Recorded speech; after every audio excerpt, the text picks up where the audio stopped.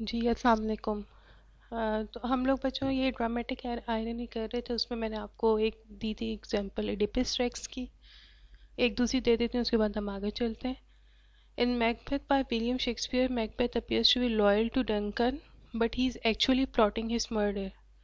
Duncan doesn't know Macbeth's plans, but the audience knows what is going to happen. जैसे हमने ये बात की थी कि ड्रामेटिक आयरनी में जो है कैरेक्टर्स को नहीं पता होता, लेकिन ऑडियंस को पता होता है कि क्या हो रहा है।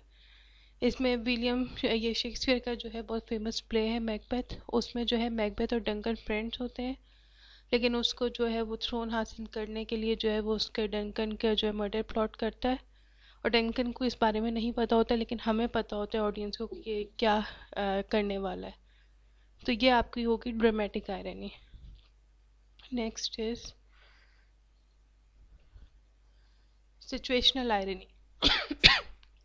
Situational irony occurs when, for instance, a man is chuckling at the misfortune of another, even when the same misfortune is unbeknownst to him befalling him. In situational irony, both the characters and the audience are fully unaware of the implications of the real situation. Situation irony में यह है कि एक तो ये कि कोई character और ऑडियंस दोनों को ही नहीं पता होता कि क्या है, वो सबके ऊपर अचानक से सरप्राइज जो है वो मिलता है। अब ये है कि आप जो है फॉर एग्जांपल आप जो है फ्रेंड्स आपस में किसी एक बच्चे का जो है तंग करें कि उसके मार्क्स अच्छे नहीं आए, ज़ीरो है ज़ीरो है ज़ीरो है। थोड़ी देर बाद उनको अपना पेपर मिलता है और उनको जो है वो ज़ीरो उनको भी मिले हुए होते हैं। तो ये आपकी सिचुएशनल आयरनी हो गई कि थोड़ी देर पहले आप जिस बात पर हंस रहे थे वही एग्जैक्टली सिचुएशन आपके साथ भी हो गई है।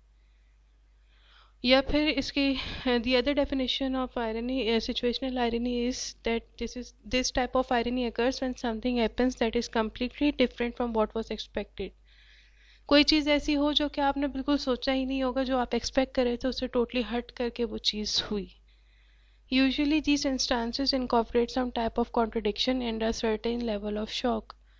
कॉन्ट्रडिक्शन ज़रूरी है और शॉक मिले तभी आपकी जो है वो सिचुएशनल आयरनी होगी। शॉक नहीं मिलेगा तो वो फिर आयरनी नहीं होगी इस तरह से। अब ये है स्टोरी का नाम है the story of an hour by Kate Chopin. Tells the tale of a wife who learned her husband was dead. She felt a sense of freedom thinking about her new life out from under his thumb. Suddenly the husband returns, he never was dead, and she dies of shock.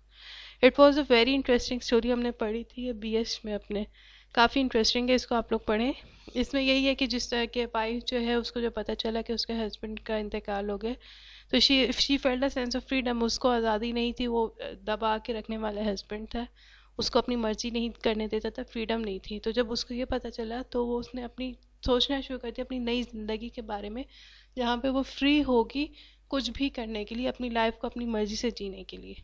फिर जब अचानक उसको पता चला कि husband वापस आ गया, वो कभी मरा ही नहीं था, तो उसको ऐसा शौक लगा कि वो खुद मर गई। तो ये देखें, ये सिचुएशनल आयरनी के ना हमें पता था ना उसको खुद पता था कि क्या है, किस तरह से क्या होने वाला है। The other example of situational irony is that an ambulance driver speeds to the scene of a road accident. The victim isn't badly hurt until the ambulance driver whips around a corner and runs over the victim's leg, not realizing she had crawled to the center of the road. अब वही बात हो गई कि आप ambulance के driver ही आपको मार दे, तो ये भी सिचुएशनल आयरनी है, क्योंकि वे जो है एम्बुलेंस ड्राइवर का काम तो बचाना होता है, ज़िंदगियों को उनको लेके जाना होता है, तो वही मार दे तो ये आपका सिचुएशनल आयरनी है। अब आयरनी का ख़त्म हो गया, let's start with the metaphor. ये आप लोगों को आइडिया होगा, metaphor is a figure speech that makes an implicit, implied और hidden comparison between two things that unrelated but which have some common characteristic. उसमें होता है कोई भी एक कॉमन, एक सिंगल या कुछ कॉमन कैरेक्टरिस्टिक्स होंगी तो वो मेटाफर जो है ना यूज़ होता है उसमें कंपैरिजन के लिए, जो कि बज़ाहिर एक जैसे नहीं होते लेकिन उनमें कोई ना कोई सिमिलैरिटी होती है। मेटाफर जो है वही कंपैरिजन डिवाइस है, जिसमें याद रखें मेटाफर में आपका जो है लाइक और एज वर्ड यूज़ होते हैं, सिमिली में नहीं यूज़ होते। But without word such as like और सॉरी मेटाफर में आपके जो है लाइक और एज वर्ड यूज़ नहीं होते, सिमिली में यूज़ होते हैं आपके। इसमें for example I am drowning in a sea of grief, इसमें यहाँ पे इन अ सी ऑफ ग्रीफ आप देख लें, I am drowning in a sea of grief, my brother was boiling mad, laughter is the best medicine, words are daggers when spoken in anger, the skies of his future begin to darken.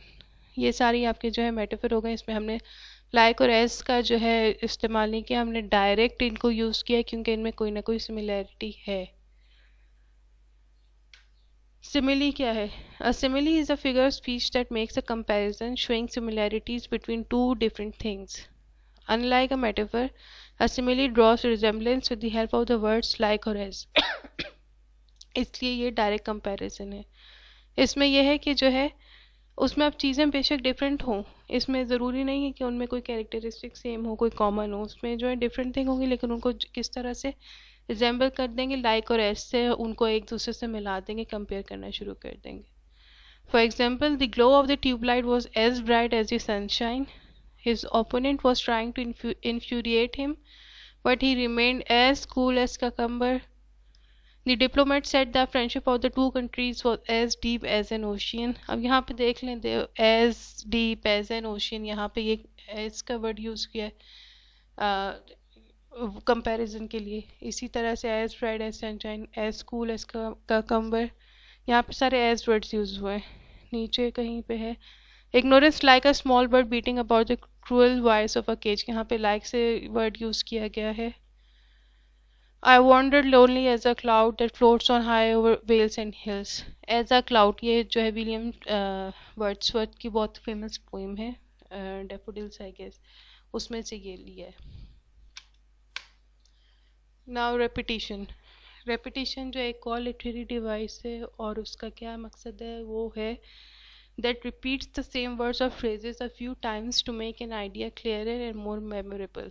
There are several types of repetition commonly used in both prose and poetry. अब यहाँ पे जो है क्या बता रहे हैं, यहाँ पे है कि जो है एक ही चीज़ कोई बार बार कोई वर्ड हो सकता है, कोई फ्रेज हो सकता है, या कोई सेंटेंस हो सकता है। अगर उनको बार बार हम जो है यूज़ करेंगे हर एक पैराग्राफ के बाद या हर एक 4 लाइन्स की पोइट्री के बाद आपकी 5th लाइन अगर वो लाइन होगी, तो इसका क्या मकसद होता है, उस पर जो है फोकस एम्फेसाइज करना होता है उस पॉइंट से कि वो क्या थीम आपको बताना चाह रहा है, और आइडिया क्लियर करने के लिए और याद रखवाने के लिए। आप देखें जहाँ जहाँ इस किस्म की लाइन्स यूज़ होती हैं वो माइंड में रह जाता है। अब for example, the orator said good morning to the old, good morning to the young, and good morning to each and every one present.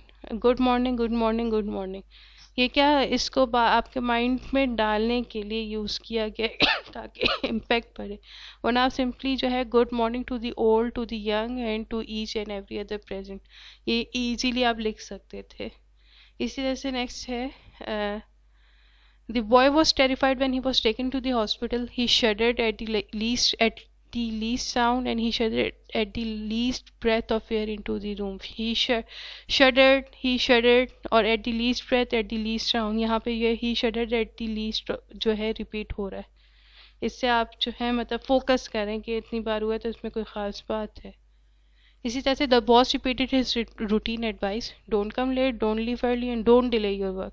Don't यहाँ पे आपका जो है वो रिपीट हुआ है ताकि वो उस फोकस रहे जो है उनके के ये करना, और इस पे मतलब जो है पनिशमेंट वगैरह हो सकती है अगर इस पे फोकस हमने नहीं किया। तो रेपिटेशन का मतलब सिंपली आपका आइडिया क्लियर करने का होता है।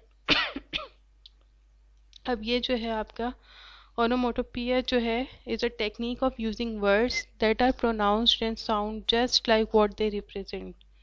For example, words such as buzz और hiss when pronounced sound like the very sound they represent. The buzzing bee flew away. अब क्या है, बज बीज की उस आवाज़ क्या होती है, बज की होती है ना। तो ये वो अल्फाज होते हैं जो कि आप जब प्रोनाउंस करो तो वो वही चीज़ आप सुनते हैं, जो है प्रोनाउंसिएशन और साउंड वो जो है बिल्कुल वही होती है जो कि दिखती है। अब जैसे बीज बज करती हैं तो आपको पता चलता है। This sack fell into the river with a splash. Splash से आपका जो है पानी के उछलने का मतलब क्लियरली वो चीज़ माइंड में आ जाती है। The books fell on the table with a loud thump. Thump की आवाज़ आती है ना आपको जब बुक्स इस तरह से आप रखते हैं ज़ोर से। दी रस्लिंग लीव्स केप्ट मी अवेक। रस्लिंग जो है आप जब पत्तों को हिलाएं तो इस तरह की रस्लिंग, यही साउंड आती है जो अभी हम बोलते हुए आ रही है। और इसी तरह से म्याऊं, मुंह, ये सारी जो है आपको एक पता है कि जब बिल्ली कहती है तो वो म्याऊं ही बोलती है। मुंह जो है वो गाय इसी तरह से करते, तो ये आपकी लिटरेरी डिवाइस होगी ओनोमोटोपिया। ओके, यहाँ तक हो गया। बाकी आप लोगों को मैं जो है असाइनमेंट आज भेज रही हूँ, वो आप लोगों ने संडे तक मुझे जो है करके भेजनी है। और इस बार जो है कोई भी लेट वो नहीं होगा, जो लेट सबमिट कराएगा मैंने उसका नहीं एक्सेप्ट करना। मैंने पिछलों का भी नहीं किया और ये तो मैं बिल्कुल नहीं करूँगी। और इस बार फिर मैं आप लोगों के HOD को आप लोगों के नाम दे दूँगी जो काम नहीं करके देगा। Be serious about your studies. Okay,